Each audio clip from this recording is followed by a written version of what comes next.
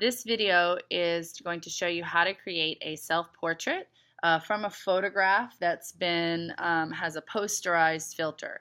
So you might have seen some of these self-portraits have already been created and displayed from last year. If you want to take a look at examples, they're right there on the room displayed. And the first thing you need to do, the first step, is to get a photograph.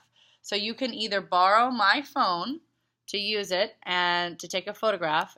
You have to use the app called Poster Shine. Okay, so the app looks like this. It's called Poster Shine. You're welcome to use your own phone if you get permission just for this project, but you can only take a picture of yourself. You cannot take pictures of someone else with your phone.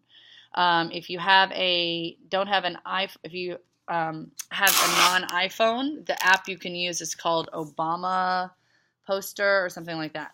But anyway, once you take a minute. If you don't already have your photograph, get a photograph, get it printed out, and then you'll be ready for the next step.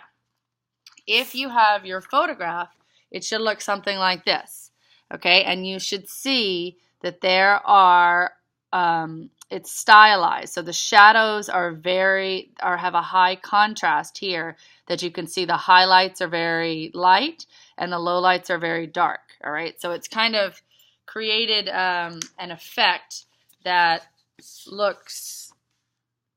looks like you, but it's not necessarily realistic. So once you have your photograph, what you're going to do is you're going to get a dark marker and you're going to outline all of the shapes that you see.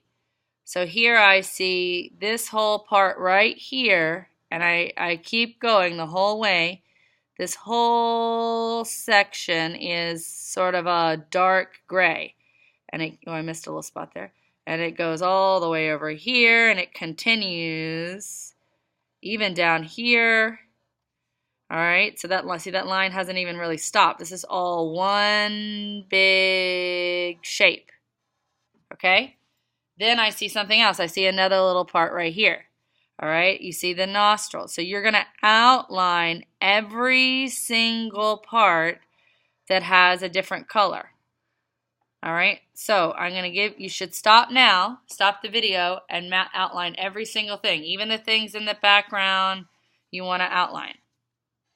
Okay, now if you have done that and you have your photograph completely outlined, now is the time where you are going to figure out what are the different values that I have in this photograph. So you can always look at this. The value means how light or dark something is. So your darkest value, whatever's darkest on your piece of paper, you are going to label with a 1, okay? So see, I didn't outline it yet because this is just the example, but if I had outlined my whole thing, I would see that this color right here is probably my darkest color. So I'd put a 1 there. Here's a 1. The eyes are a 1, okay? But not that part. There's a certain part in there. All of the parts that are 1s, you are going to label with a 1, okay? Then you're going to find your next darkest value. So I see that my 1s are here. Those are all my darkest one. And then I have sort of this next shade of gray. So I'm going to label that with a 2. Okay, so that's a 2. That first shape that I did is a 2. Okay, you're going to do the whole thing. You might have one, or you might only have 2 values. You might only have 2. So like this photograph here only has 2 values. There's one really dark one and one really light one.